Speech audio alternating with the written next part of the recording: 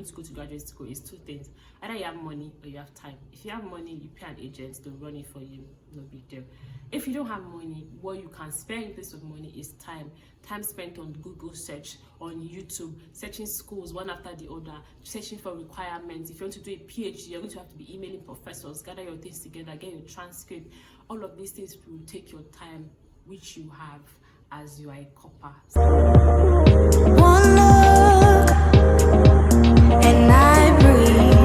Hi guys, welcome back to my YouTube channel. I'm so excited to be back here. Thank you guys always so much for the love and support that you've shown so far. If you're a new subscriber, thank you very much for stopping by. Don't forget to subscribe and share this video with anyone that would benefit from it. If you're a returning subscriber, chef's kiss, thank you very much for showing your love and your support. Now let's dive right into it. So from the title of the video, you already know what this video is going to be about. Dedicating this video to my younger brother who is going to be deployed very soon to go for his 1 year NYSC. So I thought to put together a couple of tips that will help him and anyone basically who is looking to maximize fully their 1 year, either to Japa or to land a job that pays them well and basically just grow their career from there. So a little backstory for people who don't know, NYSC is a 1 year program, a compulsory 1 year program for Nigerian graduates. So basically, if you graduated on or before 30, you are required, even if you don't serve immediately and you are 35, 45, 75, when you need it, you would have to go and do it. Yeah, so it's basically like a 1 year scheme where you're posted to different states to serve, and then different primary place of assignment, they call it PPA, to serve. Basically can be a school, a ministry, parastatal, and all of those things. So I have a couple of points jotted here. And just so you know, per NYSC bylaws, if you tell an employer that you are a graduate from a Nigerian university or a university in general as a Nigerian, they are obligated by law to require you to provide your NYSC certificate. So you pretty much need it, and it's not negotiable. Yeah. So now to the main gist of this video. Typically when NYSC posts you to your PPA, you only have to work 9 to 5. You get 1 day off for CDS, and if you're posted to a federal parastatal or a ministry or a school, for instance, you pretty much have all the time in the world. Let me just put it out there. One of the drive for this video, just to let you know that you will never be as less busy as you are right now during this 1 year of your NYSC service, no matter what you're doing, except maybe you have other businesses and things you're doing. So this video is to teach you how to maximize your time to ensure that you make the best of it, because once you're pushed, once you jump into that corporate world, it gets a bit more difficult. Okay, so I have couple of things here. Like I mentioned, I'm talking about two categories of people. The first set of people are people who are looking for a job after NYSC, and the second category will be the category of people who want to Japa. Who wants to Japa? Now, if you're looking to get a job immediately after NYSC, one of the things that you need to do is to prepare, especially if your undergraduate background is not going to contribute in any way. Now, what do I mean? I personally, I studied plant biology in the University of Benin. Yeah, now I don't know plant biologists in Nigeria. I'm sure they are, but if you're in Nigeria, you live in Nigeria, you had to study a course like this and then find your way after. You know what I mean? So this is the time for you to rack up on skills. You're learning things like Microsoft Excel, depending on if you already know your career path. So say you already know that, oh, I want to be in tech or I want to be in cybersecurity. This 1 year is the time for you to put your head down, lock in, like they will say on Twitter, take courses, like relevant courses on Coursera, Udemy, basically just build your skills. You want to, if you don't have experience, something I always say to people, that if you don't have experience, have so much knowledge that they cannot deny you entry into that space. You don't want the reason that you don't get a job should be something which is within your control. So if it's because of knowledge, read books. If you're learning coding, code, do projects, build and build and build and build. Take this 1 year period to dedicate that time to learn and learn and learn. Number two would be to prepare for exams, graduate trainee exams, because when companies are recruiting, for instance, for graduate trainees, first stage would be to do an assessment, a qualitative assessment that will test your mathematical skills, verbal, maybe abstract, and all of those things. So this is a time to prepare for it. They're like different providers. We have Dragnet, HCP, their past questions are everywhere. So you want to find these things and practice. Up next would be to utilize social media platform, especially LinkedIn. Now, anybody who has used LinkedIn actively will tell you what a game changer it is to them in their career journey. So what you want to do is, for instance, when you're building project as a data analyst, a front end, or even an admin person, and you're building project or doing these things, you want to put them on LinkedIn. Let them know that this is what you're learning. There was a lady that, like, a couple of people have done this 100-day challenge on Twitter, where she's a UI UX designer. So every day she's posting something that she's designed. And before day 25, she had gotten like internship offers from different organizations. People see these things. People, like, you have like 1 million and one people applying for that same job that you want to do. What will put you out there? So what will separate you from the crowd? So you want to put yourself out there, be active on LinkedIn and all of that. The other one would be to network with people. There's this very popular funny saying that a closed mouth is a closed destiny. Just take it as it is, because you want to tell people that, oh, you're rounding up your NYSC in a couple of months, you want to be able to you're looking for a job, you're on the lookout for a job, these are your skills. Tell everybody that cares to listen to you that you're looking for a job. I keep saying that how I got when I was trying to transition into HR, how I got my next HR job after the first one that I got was I was always vocal about working in HR on my status. My sister would repost on her own status all those things I would post about HR, Nigerian labor law, and things like that. So one random day, her friend from church, we had like a mutual friend from church, like more of her friend, his HR in his current place that had left was looking for a HR person. And just because he knew that, oh, Rachel is always talking about this thing, he reached out to my stand and said, oh, she's HR that Rachel is doing, or Rachel wants to do a big. I know somebody that is looking for a HR person. And that's how somebody somewhere connected me, very random. But people see these things, and one day they will remember you that, this person is looking for this thing, let me reach out to this person. So you want to be sure that anybody who can help you knows what they need to help you with. So know what they need to help you with. So you want to keep pushing, keep telling people and all of that. The next one would be in terms of, you need to join communities. Now this one is so that you are in places where jobs are posted. Now jobs are either posted on LinkedIn, Indeed, WhatsApp, but we have like specific communities that have been created for people in particular career path, like maybe people in product, women in tech, and all of these things. So what this community will do for you is you have access to mentors who will help you guide your career journey, a larger network of people that can help you in terms of sharing opportunities, mentioning your name in rooms or places that matter, and all of these things. So you want to ensure that you are constantly active. You are active in communities, you're active in people, and all of that. One last tip that I would share with you is, as you're being active on LinkedIn, as you're building your skills and knowledge and all of that, you want to try reaching out to companies directly. So what do I mean is, not the usual, there's a job online, let me apply for it. You apply for it, it's good, but you're competing with many other people who are applying.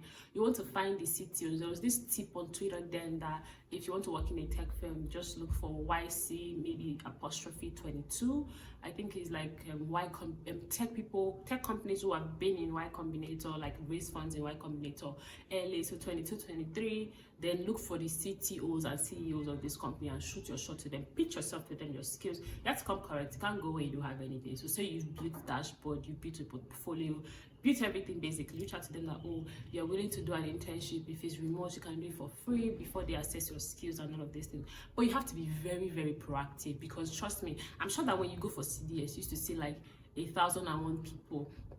Back in school, if you went to a federal university, for instance, you had maybe up to 300, 400 people in your class alone, in one school, in 1 year. Now imagine multiply that by the hundreds and hundreds of schools that we have in Nigeria, everybody competing for the same thing. So you want to ensure that you're putting yourself above the normal, you're going far and beyond to ensure that you're locking in, taking hold of opportunities, not even waiting for opportunities to land on your lap, chasing these opportunities as if they're chasing you from your village.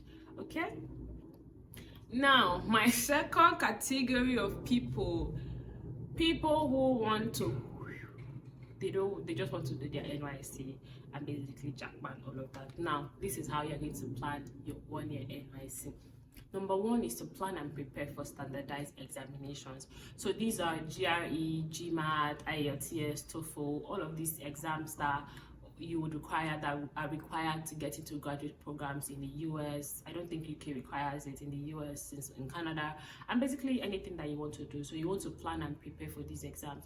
Now, I'm familiar with the GRE. You want to maybe dedicate like 6 months of active planning and studying and locking in that sense, taking classes and all of that. Remember that you still have to save for this exam, because these exams are not cheap. So guaranteed your NYSC allowee might not be able to get you there, especially, I don't know if they start paying you 70k or not. If you start paying 70k, you can use it, you can do it. It just will require you to sacrifice like a whole other thing, like just make this a priority and just push all your funds into it and all of that. However, the 30k, you might need to get extra help, either from family, friends.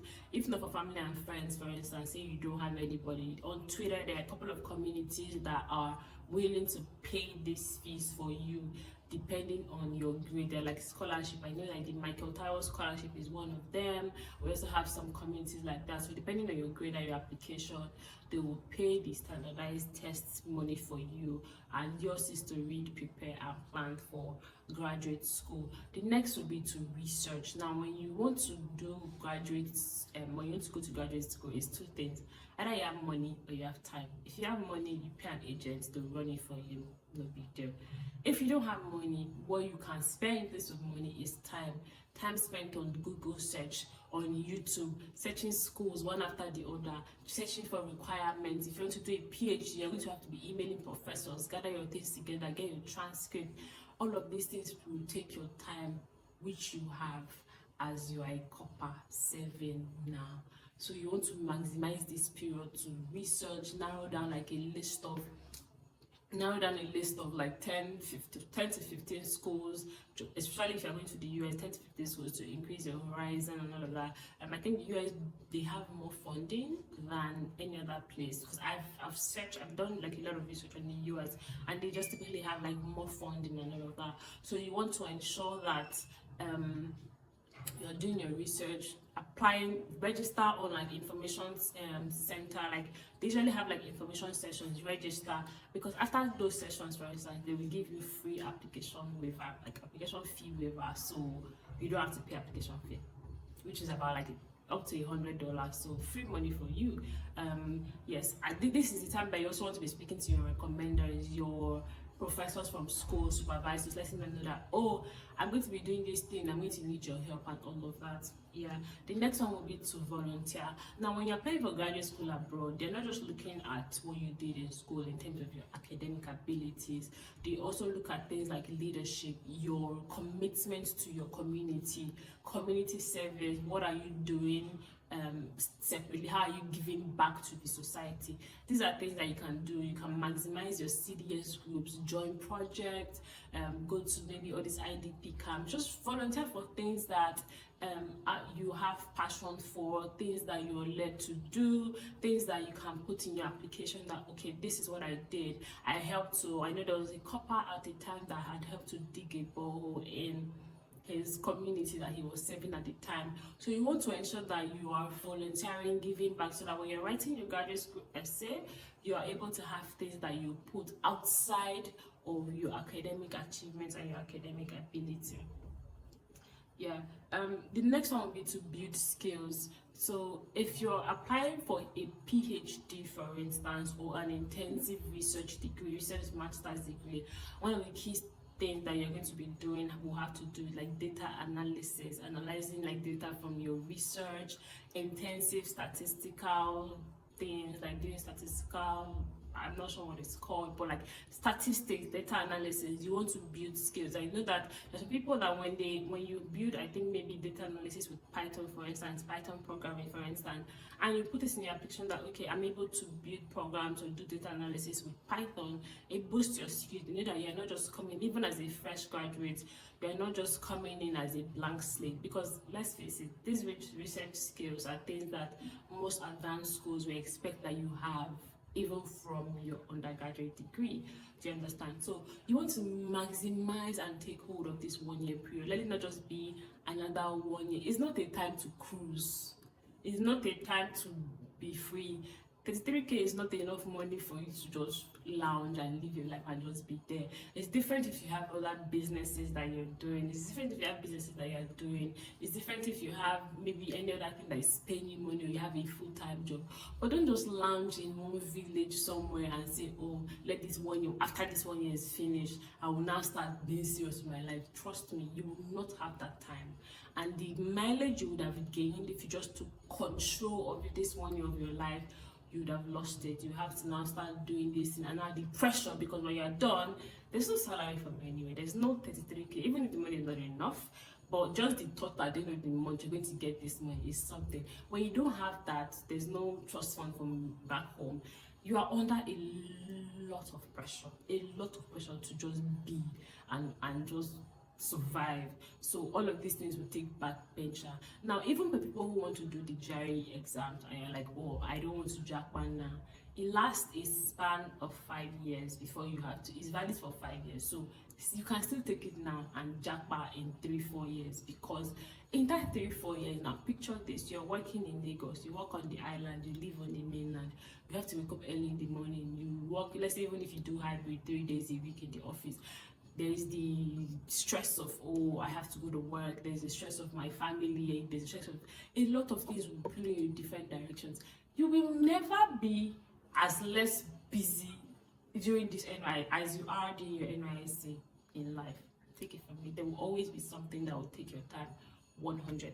So I hope you found this video like really helpful. If you enjoyed this video, I'm sure you'd enjoy other videos, such as I will put the link in the bio here that teaches you how to like answer interview questions, how to avoid or identify like scam job offers and all of that. So if you found value from this video, please subscribe, share with any fresh graduate, any corper that you know that this would be helpful for, and I will see you in my next video.